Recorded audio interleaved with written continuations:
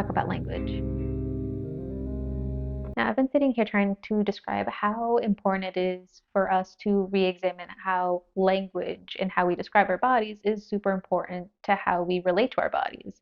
But I'm willing to bet a lot of you have had a description or someone has said a word, described a word about your body or even just women's bodies in general, and it just kind of gave you a little bit of the ick. Now, originally I was going to save this one for last because it is the one that I am the most passionate about and the one that annoys me the most. But I think it would really get the point across of why language is so important to be re-examined when it comes to how we relate to our bodies. And that word, brace for it, is discharge. Now, when you think of like, I don't even want to say the word because it gives you the ick. Because like when I think of the word discharge, I think of an infection. I think of pus. I think of something gooey coming out of it that shouldn't be coming out of it. And then we relate that to our what I call cervical fluid because it's what it is. It's fluid that comes from your cervix. So okay, so let's backtrack a little bit. So baseline of what both of those words are trying to describe is fluid that comes from the cervix in response to estrogen levels. So as your estrogen levels increase, the closer you get to ovulation, the body releases more cervical fluid. It is essentially what keeps sperm alive and viable. It's composed of different nutrients that kind of helps keep sperm alive for longer than the initial couple hours that they normally can live for. Okay, so that's what it is. So it's basically a medium for which nutrients can be given to sperm to keep them alive for possible conception. Cool. Okay. So let's go back to how we name that fluid. So then there is discharge. Well, I hate to say the more common word, but it is unfortunately the more common word.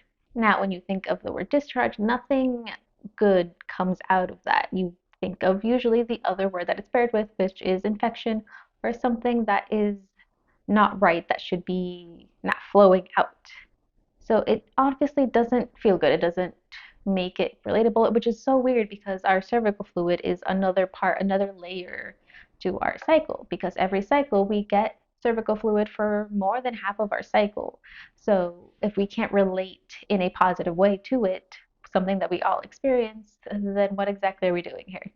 Now, a different perspective, this coming from Toni Wushler's in the book Taking Charge of Your Fertility. And if you haven't heard it, haven't looked it up, I definitely suggest you do it. But the case that she makes is that we wouldn't call what men produce being sperm for it to be discharge, even though it is something that flows out, that comes out of you. So that's why cervical fluid is a lot more of a correct term because it is fluid coming from the cervix, and it's also a more neutral term that isn't going to make you squeamish and it's not gross. Okay, so from this day forward, now you know it is cervical fluid that is coming out of you whenever you are close to ovulation. Okay, so the next one is kind of similar, that it is attached to our anatomy, and that is our fallopian tubes.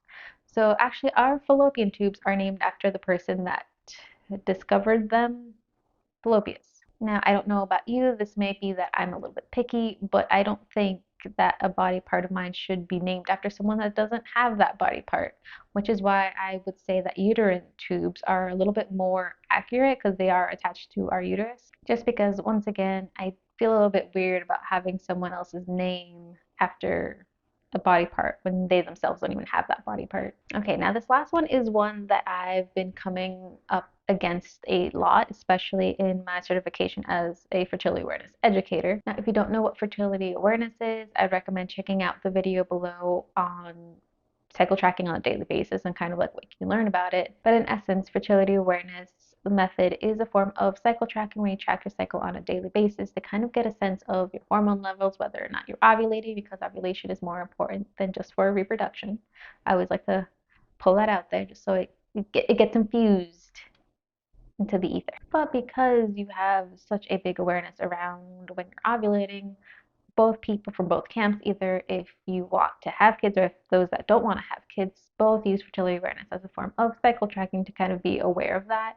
So that does leave a bridge to individuals that do want to conceive. And because of that, I've been kind of exposed to that side of the world and kind of the statistics and the research that has been done. So I've been coming to this term a lot. And this term, I don't know why. It might be because I don't want to have kids. I don't like kids. I don't know what it is. But ultimately, it is childbearing years. Now, I don't know exactly what it is about this term that I just find gives me the ick. It makes me uncomfortable. It might be the notion that having kids is a default when it shouldn't be, especially now in this day and age where we don't need to have children for like child labor or for, I mean, you know, what we now know we shouldn't be having kids for child labor. But having it be default of childbearing years, it just makes me uncomfortable. And honestly, like I don't like that. So instead, I've been referring to it as cycling years because not every cycle obviously produces a child. So therefore, I feel like it would be a more appropriate term instead of just childbearing years, just because you can technically bear a child at like age 14 doesn't necessarily mean that it's your childbearing years.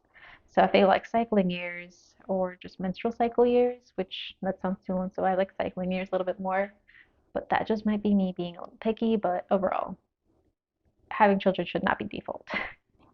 So I hope you enjoyed a little bit of this rant slash kind of taking a look at our society and how we relate to our bodies through language, which is important. Let me know down below if there is any other words that kind of are attached to our anatomy, our bodies that also make you feel just a little gross and uncomfortable. Would love to hear it. Thank you so much for hanging out with me today and see you next time.